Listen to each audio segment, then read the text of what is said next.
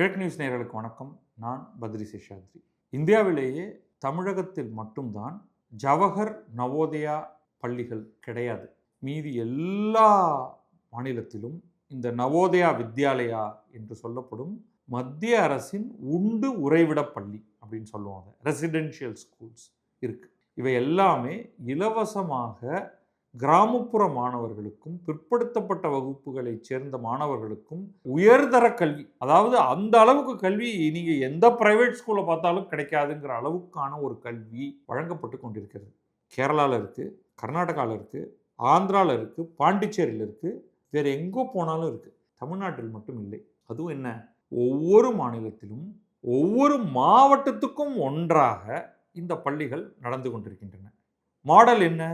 அந்த மாநிலம் நிலத்தை தர வேண்டும், பள்ளிக்கூடத்தை கட்டி அதை நடத்தும் பொறுப்பு மத்திய அரசுக்கு. அவங்களுக்கான முழு சம்பளத்தை தருவது, மற்ற செலவுகளை பார்த்து கொள்வது, கட்டடம் கட்டுவது, அவர்களுக்கு உணவு போடுவது, மிகத்தரமான கல்வியை கொடுப்பது. எப்படி சொல்றீங்கயா மிகத்தரமான கல்வி, என்ன கதை விடுறீங்க என்று நீங்கள் கேட்கலாம். ரொம்ப கஷ்டமான பரீட்சை என்று சொல்லப்படும் நீட், ஜேஇ, ஒன்று இன்ஜினியரிங்க்கு, ஒன்று மெடிக்கலுக்கு. அதில் ஜவஹர் நவோதயா வித்யாலயாவை சேர்ந்த மாணவர்கள் எத்தனை பேர் அதுக்கு போகிறாங்க அப்படிங்கிறத நீங்கள் பார்த்தீங்கன்னாலே உங்களுக்கு தெரியும். இதுக்கு மட்டும்தான் இல்லை, நிறைய பேர் லிபரல் ஆர்ட்ஸ் எடுத்துக்கிறாங்க, கொஞ்சம் பேர் சயின்ஸ் அண்ட் இன்ஜினியரிங் எடுத்துக்கிறாங்க. அவங்களுடைய சக்ஸஸ் ரேட் ரொம்ப டீட்டெயில்டாக இதெல்லாம் டாக்குமெண்ட் பண்ணப்பட்டிருக்கு. இன்ஃபேக்ட் இது பல பத்தாண்டுகளாக நடந்து கொண்டிருக்கக்கூடிய பள்ளி, இன்றைக்கோ நேற்றைக்கோ இல்லை. ஆனால் இது குறித்த எந்த வாசனையும் இல்லாமல் தமிழகம் இருக்கிறது. இது ஒரு வழக்காக மாறியது. இதை பற்றி நான் விரிவாக இதற்கு முன்னாடியுமே பேசியிருக்கேன். இந்த வழக்கில் கடந்த சில சிட்டிங்ஸ், அமர்வில் என்ன நடந்ததுங்கிறத மட்டும் பார்ப்போம். முதல்ல இங்கே சென்னை உயர்நீதிமன்றத்துக்கு இந்த வழக்கு போச்சு. ஒரு என்ஜிஓ ஒன்று எங்களுக்கு பாருங்கள், இது ரொம்ப முக்கியமானது, இந்த நவோதயா வித்யாலயாங்கிறது கிராமப்புற மாணவர்களுக்கு இது மிகப்பெரிய வரப்பிரசாதம், இதை தமிழ்நாடு அரசு ஏதோ காரணத்துக்காக அனுமதிக்க மாட்டேன் என்கிறார்கள், ஒரு ரிட் பெட்டிஷன் போடப்பட்டது. எனவே மாநில அரசை வற்புறுத்தி மத்திய அரசு உருவாக்கும் இந்த பள்ளிக்கூடங்களை அனுமதிக்க ஆணையிட வேண்டும் அப்படின்னு இவங்க போய் சென்னை உயர்நீதிமன்றத்தில் மனு செய்கிறாங்க. சென்னை உயர்நீதிமன்றம் அதற்கு அனுமதி அளிக்கிறது. ஆமாம், ஸ்டேட் இஸ் ஹியர்பை டைரக்டட், நீங்கள் நவோதயா பள்ளிகளை அனுமதித்தே ஆக வேண்டும் அப்படின்னு அவங்க சொல்லிடுறாங்க. அது எப்படி நாங்கள் அனுமதிக்கிறது என்று திமுக தலைமையிலான இதில் அதிமுக திமுகங்கிறதுக்கெல்லாம் வித்தியாசம் இல்லை, ரெண்டு பேருமே இதை எதிர்த்தவர்கள். இப்பொழுது இந்த குட்டை, திமுகவும் அதிமுகவும் உழன்று கொண்டிருக்கக்கூடிய இந்த குட்டையில் தாவேக்காய்த்து அதுவும் சேர்ந்து இந்த குட்டையை குழப்பி கொண்டிருக்கிறது. ஸோ திமுக அரசு என்ன பண்ணுச்சு, இது நேராக எடுத்துக்கிட்டு முதல்ல மாட்டேன்னு சொன்னது அதிமுக, அதுக்கு முன்னாடி திமுகவும் மாட்டேன்னு சொல்லியிருக்கு. கடைசியாக திமுக அரசு உச்சநீதிமன்றத்துக்கு இதை எடுத்துகிட்டு போச்சு. நாங்கள் இதை ஏற்றுக்கொள்ளவில்லை, சென்னை உயர்நீதிமன்றம் கொடுக்கும் தீர்ப்பை நாங்கள் ஏற்கவில்லை அப்படின்னு சொல்லிட்டாங்க. அப்போ வரிசையாக சிட்டிங்ஸ் நடக்குது. உச்சநீதிமன்றத்தில் ஒரு பெஞ்ச், நீதிபதிகள் நாகரத்னா, மகாதேவன். இதில் மகாதேவன் தமிழ்நாட்டிலிருந்து போனவர், நாகரத்னா அவங்க கர்நாடகாவை சேர்ந்தவர். ஸோ அவங்க பல கேள்விகளை ரைஸ் பண்ணுறாங்க. கடைசியாக திமுக ஆட்சியில் இருக்கும் பொழுது டிசம்பர் 15 அன்று கொஞ்சம் ஸ்ட்ராங்காகவே ஒரு பாயிண்ட் அவங்க எடுக்கிறாங்க. என்ன சொல்கிறாங்கன்னா, நாங்கள் ஏற்றுக்கொள்ள மாட்டோம், உங்களுடைய பிடிவாதத்தை நாங்கள் ஏற்றுக்கொள்ள மாட்டோம். மெட்ராஸ் ஹைகோர்ட் ஜவஹர் நவோதயா வித்யாலயா பள்ளிகளை உருவாக்க வேண்டும் என்று தீர்ப்பு அளித்திருக்கிறது. நீங்கள் இதை ஒரு பெரிய லாங்குவேஜ் இஷ்யூவாக மாற்றாதீங்க. என்ன தமிழ்நாடு அரசு என்ன சொல்லுதுன்னா, அதை எப்படிங்க நாங்கள் அனுமதிக்கிறது? அவங்க மும்மொழி கொள்கையை கொண்டு வராங்க, ஹிந்தியை திணிக்கிறாங்க, புதிய கல்விக் கொள்கை அல்லது தேசிய கல்விக் கொள்கையை அவங்க அறிமுகப்படுத்த போகிறாங்க, அந்த காரணங்களுக்காகவே நாங்கள் அதை அனுமதிக்க மாட்டோம். மத்திய அரசுடைய கேந்திரிய வித்யாலயா இங்கே தமிழ்நாடு முழுக்க இருக்குது, அதில் மும்மொழி திட்டம் தான் இருக்குது. சிபிஎஸ்இ பள்ளிக்கூடங்கள், பிரைவேட் பள்ளிக்கூடங்கள் எக்கச்சக்கமாக இருக்கு, அது திமுக காரங்களே நடத்துறாங்க. அது அத்தனையிலையும் மும்மொழி திட்டம் இருக்கு, அதுல இவங்க விருப்பமாக ஹிந்தியை சொல்லி கொடுத்துட்டு இருக்காங்க. இலவசமாக சில ஏழை குழந்தைகளுக்கு ஹிந்தி போயிட்டா என்ன குறைஞ்சு போயிருச்சு உனக்கு? இந்த பாயிண்ட்டை தான் சுப்ரீம் கோர்ட் ரைஸ் பண்ணது. இதை ஒரு மொழி பிரச்சனையாக ஆக்காதீர்கள், நீங்களும் இந்த நாட்டில் ஓர் அங்கம்தான், நீங்கள் ஒரு ஸ்டெப் எடுத்து வைங்க, மத்திய அரசு ஒரு ஸ்டெப் எடுத்து வைக்கும் அப்படின்னு சொல்லிட்டு ரொம்ப தெளிவாக நீதிபதிகள் சொல்றது. இதெல்லாம் அப்சர்வேஷன், ஆபிட்டர் டிக்டா அப்படின்னு சொல்லுவாங்க. இது தீர்ப்பு இன்னும் வரல, தீர்ப்பெல்லாம் வரப்போகுது, இனிமேதான், அது எப்போ வருமோ அப்போ பார்த்துப்போம். அப்போ அவங்க என்ன சொல்றாங்கன்னா, கிராமப்புற குழந்தைகள் தரமான கல்வி கற்றுக்கொள்வது குறித்தது இது, எங்களுக்கு கவலை அதில் தான் இருக்குது அப்படின்னு சொல்லிட்டு அந்த மாணவர்களின் நலனுக்காகத்தான், அவர்கள் இந்த பள்ளிகளில் சேர்ந்து படிக்க வேண்டும் என்பதற்காகத்தான் மெட்ராஸ் ஹைகோர்ட் இந்த ரூலிங்கை கொடுத்துருக்கு அப்படின்னு சொல்லிட்டு ஏர்லியர் சுப்ரீம் கோர்ட்டுமே இதே பெஞ்ச் என்ன சொல்கிறாங்கன்னா, போதும் இந்த போராட்டம், நீங்கள் மாநில அரசு, தமிழ்நாடு அரசு, மத்திய அரசுடன் உட்கார்ந்து இதை பேசி முடிவு செய்து கொள்ளுங்கள் அப்படின்னு சொல்லிட்டு இருமொழி திட்டம் அப்படிங்கிறத மாநில அரசு செயல்படுத்துது. அதை அவங்க மத்திய அரசிடம் கொடுக்கட்டும், மத்திய அரசு அதை பரிசீலிக்கட்டும். இந்த ஒரு விஷயத்துக்காக இந்த பள்ளிக்கூடத்தை நிறுத்தாதீர்கள், மாநில அரசும் இறங்கி வரட்டும், மத்திய அரசும் இறங்கி வரட்டும் அப்படின்னு ஒரு சஜஷனாக அவங்க அதை கொடுத்துருக்காங்க. கொடுத்துட்டு இது என்னுடைய ஸ்டேட், இது என்னுடைய ஸ்டேட், இதில் நான் விரும்புகிறதா நடக்கும் என்று சொல்லாதீர்கள், இது வேண்டாம் அப்படின்னு உச்சநீதிமன்றம் அமர்வு வார்த்தையாக, அது ஆர்டராக அவங்க கொடுக்கல. இதை ஒரு ஆப்பர்ச்சுனிட்டியாக பாருங்க. ஏன்னா நம்மளுடைய மாநிலத்தில் 34 டிஸ்ட்ரிக்ட் இருக்குது. 34 டிஸ்ட்ரிக்ட்னா 34 டிஸ்ட்ரிக்டோ அத்தனை பள்ளிக்கூடங்கள் இப்போ வரும். அதில் ஒவ்வொரு பள்ளிக்கூடத்துலையும் இவ்வளவு மாணவர்கள் படிக்க போகிறாங்க. இவ்வளவு வாய்ப்பு, ஃப்ரீ படிப்பு, இத்தனைக்கும் ஃப்ரீ படிப்பு. இது உயர் சாதியினருக்கானது அப்படின்னு சில பேர்லாம் சொன்னாங்க. இது உயர் சாதியினருக்கெல்லாம் கிடையாது. இன்ஃபேக்ட் சொல்ல போனால் ரொம்ப கிளியர் ரூல்ஸ் படி மிக அதிகமான எண்ணிக்கையில் பிற்படுத்தப்பட்ட மாணவர்கள் தான் அதில் சேர்க்கப்படுகிறார்கள்.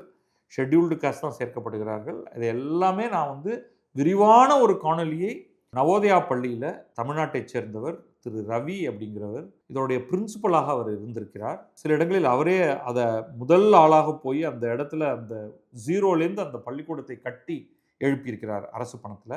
அவரை பற்றி நம்மளுடைய தமிழலை சேனலில் ஒரு விரிவான நேர்காணல் ஒன்று பண்ணியிருக்கேன்னா அதையும் இதோட சேர்க்குறோம், அதையும் பாருங்கள். இது திமுக ஆட்சியில் இருக்கும் பொழுது டிசம்பர் 2025 நடந்த டிஸ்கஷன். அந்த டிஸ்கஷனில் என்ன சொல்கிறாங்க, 2 பேரும் உட்காந்து பேசுங்கயா அப்படின்னு சொல்லிடுறாங்க. சொல்லிவிட்டு அதை போஸ்ட் பண்ணி அது என்ன ஆகுது, நடுவில் தேர்தல் எல்லாம் நடந்து ஆட்சி மாற்றம் நடந்து 17 ஜூலை உட்காடுறாங்க, திருப்பி அமர்வு உட்காருது.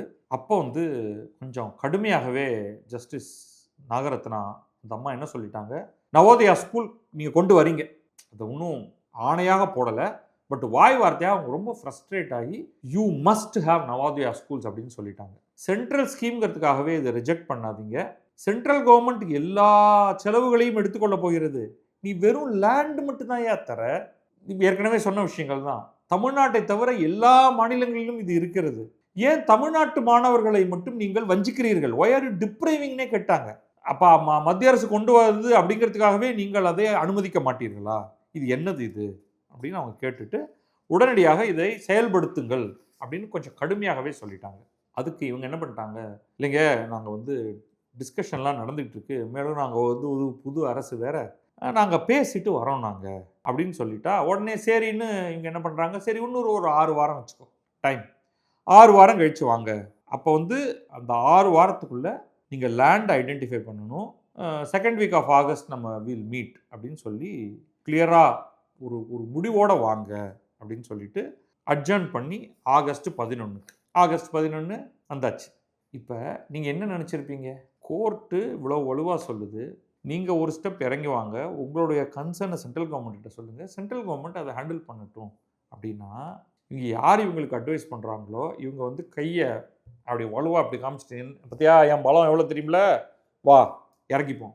டிஎம்கே 5 அடி இறங்கி அடிக்குதா, நான் 10 அடி இறங்கி அடிப்பேன், நான் யார் தெரியுமில்ல அப்படின்னு சொல்லியிருக்காங்க. நிலங்களை அடையாளம் காண வேண்டும் அப்படின்னு உச்சநீதிமன்றம் உத்தரவிட்டிருக்கிறது. அதுக்கு இவங்க எழுத்துப்பூர்வமாக இவங்க பதில் கொடுத்துருக்காங்க. அதில் என்ன சொல்கிறாங்கன்னா, கேளுங்க, ரொம்ப வித்தியாசமாக இருக்கும். தமிழ்நாட்டில் கல்வி மிகச் சிறப்பாக உள்ளது, அடித்தாங்க, எடுப்பு ஃபஸ்ட்டு பாலே 6 தான். எனவே எங்களுக்கு நவோதயா தேவையில்லை, கல்வி நாங்களே சூப்பரியா, நீ என்னத்தை எங்களுக்கு எங்கள் மாணவர்களுக்கு கல்வி கற்பிக்கணும், அதெல்லாம் வேண்டியதில்லை. அடுத்தது, இதை வெறும் நிர்வாக முன்மொழிவாக கருதக்கூடாது. அவங்க என்ன, நீ லேண்டு கொடு, நான் பள்ளிக்கூடம் நடத்துகிறேன் அப்படின்னு சொல்கிறத, இது கொள்கைக்குள்ளே போகிறது. மத்திய அரசு எங்கள் மீது தங்களுடைய கல்விக் கொள்கையை திணிக்கிறது. இது அரசியலமைப்பு சட்டத்தின் பல்வேறு விஷயங்களை வெளிக்கொணர்கிறது. இது சாதாரண மேட்டர் கிடையாது, it's not administrative, it is constitutional அப்படின்னு ஸ்கேல் அப் பண்ணுறாங்க. மத்திய அரசின் நிர்வாக கொள்கை மூலமாகவோ நீதிமன்ற உத்தரவு மூலமாகவோ மாநில சட்டத்துக்கு முரணான வகையில் செயல்படுமாறு கட்டாயப்படுத்த முடியுமா என்ற கேள்வியை இந்த வழக்கு எழுப்பியுள்ளது. அப்படின்னு அவங்க என்ன சொல்றாங்கன்னா, சென்ட்ரல் கவர்மெண்ட் ஒரு நிர்வாக ஆணையை வெளியிடுகிறது அல்லது ஸ்டேட்ல இருக்கக்கூடிய ஹைகோர்ட்டு ஒரு தீர்ப்பை கொடுக்குது. ஆனால் நான் ஏற்கனவே சட்டம் போட்டிருக்கேன். என்ன சட்டத்தை அவங்க சொல்றாங்கன்னா, 2006 சட்டம் ஒன்று, அது பேசுவாங்க. அந்த 2006 நாங்கள் ஏற்கனவே மாநில அரசு ஒரு சட்டம் போட்டிருக்கு. அதை ஒரு சென்னை உயர்நீதிமன்றத்துடைய தீர்ப்பு கட்டுப்படுத்துமா? லெஜிஸ்லேச்சர் பெருசா, ஜுடிஷியரி பெருசா? ஒரு கன்கரண்ட் லிஸ்ட்ல இருக்கக்கூடிய பொதுப்பட்டியலில் இருக்கக்கூடிய ஒரு விஷயத்தில் மாநில அரசு ஒரு சட்டத்தை போட்டிருக்கும் பொழுது மத்திய அரசு ஒரு அரசாணை மூலமாக எங்களுடைய லெஜிஸ்லேட்டிவ் சட்டத்தை அழுத்தி கீழே தள்ள முடியுமா அப்படின்னு இதை கான்ஸ்டிடியூஷனல் இஷ்யூவா மாத்திட்டாங்க. என்ன சொல்றாங்கன்னா, கல்வி என்பது பொதுப்பட்டியலில் வருகிறது அப்படின்னா இதில் சட்டம் இயற்றவும் கொள்கை வகுக்கவும் மாநில சட்டமன்றத்துக்கும் அதிகாரம் உள்ளது. அதன்படி நாங்கள் 2006ஆம் ஆண்டு தமிழ் கற்றல் சட்டத்தின் கீழ் தமிழகத்தில் அனைத்து பள்ளிகளிலும் தமிழ் மொழி கட்டாயம் என்று நாங்கள் ஒரு சட்டம் போட்டிருக்கோம். இந்த சட்டத்துக்கு முரணாக மத்திய அரசின் நிர்வாக கொள்கைகள் செயல்படுத்த முடியாது. இந்த இடம் பெரிய தப்பு பண்றாங்க. அது என்னன்னா, அதை நம்மெல்லாம் சொன்னா அது யார் அந்த பிரில்லியன்ட் லீகல் மைண்ட்னு தெரியல. என்ன மாதிரி ஒரு சாதாரணமான ஆளுக்கே இதோடைய ஃபேக்ட் தெரியும். எந்த இடத்திலும் மத்திய அரசு பயிற்று மொழி, இது என்னது உங்களுடைய தமிழ் கட்டாய தமிழ் கற்றல் சட்டம் என்ன சொல்லுது? எல்லா பள்ளிக்கூடத்திலும் நீ பிரைவேட் ஸ்கூலாரு கவர்மெண்ட் ஸ்கூலாரு எதுவாக இருந்தாலும் தமிழை கட்டாயம் கற்றுக்கொள்ள வேண்டும் சொல்லுது. நவோதயால தமிழ் கட்டாயம் பயிற்றுவிக்கப்படுகிறது. எந்தெந்த மாநிலத்தில் அது நிறுவப்படுகிறதோ அந்த மாநிலத்தின் மொழி கட்டாயம் சொல்லி கொடுக்கப்படுகிறது. அப்ப இவங்க என்ன சொல்றாங்க? அப்படி இல்லைன்னு சொல்ல வரீங்களா? உன்னுடைய எந்த சட்டத்தை மத்திய அரசு நவோதயா பள்ளியை உருவாக்கும் பொழுது மீறுகிறது? எதையும் மீறுவதில்லை. அதுதான் உண்மை. இந்த மாதிரி சொல்லிட்டு, எனவே நவோதயா பள்ளிகள் நிறுவுவதை கட்டாயமாக்கவோ தேசிய கல்விக் கொள்கையை அமல்படுத்த மாநில அரசை கட்டாயப்படுத்தவோ மத்திய அரசுக்கு அதிகாரம் இல்லை. தேசிய கல்விக் கொள்கையை அமல்படுத்த மாநில அரசை அது கட்டாயப்படுத்துவதில்லை. பள்ளிக்கூடமே மத்திய அரசுடைய பள்ளிக்கூடம். ஓம் பள்ளிக்கூடத்தில் நீ இதை பண்ணு என்று சொல்லவில்லை. இவங்க கேட்கறது நீ லேண்டை கொடுன்னு தான் கேட்கறாங்க. லேண்டை கொடுக்கறதுனாலே அது உன்னுடைய பள்ளி ஆகிவிடாது. இவங்க கேட்கறது லேண்டை கொடுன்னு தான் கேட்கறாங்க. இன்னும் என்ன தெரியுமா பண்ணணும்? இது மத்திய அரசு எந்த தனியார் நிறுவனமோ தனியாரோ தன்னிடம் இருக்கும் நிலத்தை எங்களுக்கு கொடுத்தால் போதுமானது அப்படின்னு சொல்லிட்டு, நீ இல்லாமலேயே நான் நவோதயா பள்ளிக்கூடத்தை உருவாக்குவேன். இது ஜாயிண்ட் வெஞ்சர் கிடையாது. இவங்க நினைக்கிற மாதிரி மெட்ரோவை எடுத்துக்கிட்டிங்கன்னா அதில் மாநில அரசும் மத்திய அரசும் ஆளுக்கு பாதி பணம் போட்டு கடன் வாங்கி நடத்துகிறார்கள். அப்படியெல்லாம் கிடையாது. நீ நிலத்தை கொடுத்துட்டு நீ இடத்த காலி பண்ணிட்டு போகணும், அவ்வளோதான். அந்த நிலத்தில் இவர்கள் பள்ளிக்கூடத்தை கட்டி செலவு பண்ணி உன்னுடைய மாணவர்களை படிக்க வைக்கிறார்கள். ஆனால் இது ஹிந்தியில் கபாப் மே ஹட்டி அப்படின்னு சொல்லுவாங்க. மீட் உணவுப் பொருளில் இறைச்சிக்கு நடுவில் எலும்பு, அதை வாயில் வச்சு கடிக்கும்போது அதால் ஒரு பயனும் இல்லை. வாயில் கடிக்கும்போது பல்ல உடைக்கிறதுக்கு அது பயன்படும், அவ்வளோதான். குப்பை மாதிரி ஸ்கூலை நடத்திக்கிட்டு இருக்க அவன் ஒருத்தன் நல்ல ஸ்கூலை நடத்தினான்னா உன்னுடைய மானம் மரியாதை எல்லாம் காற்றில் போய்விடும். ஒருத்தர் 4 பேர் எழுந்து கேள்வி கேட்பான், ஏண்டா மத்திய அரசு ஒரு ஸ்கூல் நடத்துது, அவ்வளவு நல்லா நடக்குது, மத்திய அரசு ஐஐடி நடத்துது நல்லா இருக்கு, மத்திய அரசு ஐஏஎம் நடத்துது நல்லா இருக்கு, நம்மளால் அது கிட்டக்க கூட போக முடியலையே என்று உன்னுடைய இயலாமையையும் தகுதியின்மையையும் வெளிச்சம் போட்டு காமிச்சு விடுவார்கள். அதுதான் உனக்கு பயம். நம்ம பேசியாச்சு ஏற்கனவே, கட்டாய தமிழுக்கு எதிராக நவோதயா பள்ளி இருக்கும் என்று யார் சொன்னது? உங்கள் குடும்பத்தைச் சேர்ந்தவர்கள் நடத்தும் மத்திய சிபிஎஸ்இ பள்ளியிலேயே நீங்கள் தமிழும் கற்றுத்தருகிறீர்கள், இந்தியும் கற்றுத்தருகிறீர்கள். இந்த ஸ்கூலில் அது நடக்கும். தேசிய கல்விக் கொள்கையை கட்டாயப்படுத்த அதிகாரம் இல்லை என்று நீ சொல்கிறாயே, உங்கள் குடும்பத்தினர் நடத்தும் பள்ளிகளிலெல்லாம் தேசிய கல்விக் கொள்கை தான் நடந்து கொண்டிருக்கிறது. ஏன்னா சிபிஎஸ்இ பள்ளிக்கூடம் நடத்தினா அதுதான் நடக்கும். உங்கள் மாநில பள்ளிக்கூடத்தில் மட்டும்தான் தேசிய கல்விக் கொள்கை இப்பொழுதைக்கு இல்லை. அதுவும் பல்வேறு பார்ட்ஸில் அது நடந்துக்கிட்டு தான் இருக்குது. அப்போ நீ எதை தடுத்து நிறுத்தப் போகிறாய்? கபாப் மே ஹட்டி என்பதை தவிர வேணுட்டே தான் ஹிந்தியில் சொல்கிறேன். இப்படி ஒரு அஃபிடவிட்டை போட்டு வச்சிருக்கியே, இதை பார்க்கும் நீதிபதிகள் என்ன சொல்ல போகிறாங்கன்னு நான் ரொம்ப ஆவலோடு காத்திருக்கிறேன். அப்புறம் அடுத்த கேள்வி, அவன் என்ன சொல்கிறாங்க? நிலம் தொடர்பான விஷயம் மாநில விருப்புரிமைக்கு உட்பட்டவை. ஒரு மாநிலத்திடம் அதன் நிலத்தை ஒப்படைக்கவோ ஒதுக்கீடு செய்யவோ நீதிமன்றம் கட்டாயப்படுத்தி உத்தரவு பிறப்பிக்க முடியாது. இதுக்கு மேல நீதிபதிகள் பார்த்துக்கிட்டோம். உங்கள்ட்ட தான் சொல்றாங்க உங்களுக்கு உரிமை இல்லை என்று. அது தவறு. ஏனெனில் enormous powers are vested with Supreme Court and courts in generally. எப்ப ஒரு மாநிலம், ஒரு மாநில அரசோ மத்திய அரசோ, மாநிலம் மட்டும் இல்லை, ஒரு மாநில அரசோ மத்திய அரசோ மக்களின் நன்மைக்கு எதிராக நடந்து கொள்கிறது என்று ஒரு கோர்ட் தீர்மானித்தால் மாநில அரசையும் மத்திய அரசையும் இந்த வழியில் தான் நீ செல்ல வேண்டும் என்று வலுவாக ஆணையிட நம்முடைய அரசியல் அமைப்பு சட்டம் உரிமை அளித்திருக்கிறது கோர்ட்டுக்கு. இவங்க அதெல்லாம் உன்னால் முடியாதுங்கிறாங்க. அதுக்கு மேலே அது நீதிபதிகள் நாகரத்னா மகாதேவன் கையில் இருக்குது. எனவே 2025 டிசம்பர் மாதம் பிறப்பித்த உத்தரவை உச்சநீதிமன்றம் திரும்ப பெற வேண்டும். நேராக உச்சநீதிமன்றத்திட்டே சொல்லிட்டாங்க. நீங்கள் டிசம்பரில் திமுக ஆட்சியில் இருந்தபொழுது நீங்கள் எங்களை ஃபோர்ஸ் பண்ணீங்க, நீ உடனடியாக 6 வாரத்துக்குள்ளே லேண்ட் ஐடென்டிஃபை பண்ணி கொடு அப்படின்னு சொன்னீங்க. கொடுக்க முடியாது, உன்னால் முடிஞ்சதை பார்த்துக்கோ, நீ உன்னுடைய உத்தரவை திரும்ப பெற்றுக்கொள் அப்படின்ட்டாங்க. இது சபாஷ், சரியான போட்டி. உச்சநீதிமன்றம் இதற்கு என்ன பதில் சொல்கிறது என்பதை நாம் உச்சநீதிமன்றம் பதில் சொல்லும்போது கட்டாயமாக உங்களிடம் கொண்டு வருவோம். ரொம்ப சுவாரஸ்யமாக போயிட்டு இருக்கு இந்த ஃபைட்டு. நன்றி, வணக்கம். நான் பத்ரி சேஷாத்ரி. இது கிழக்கு நியூஸ்.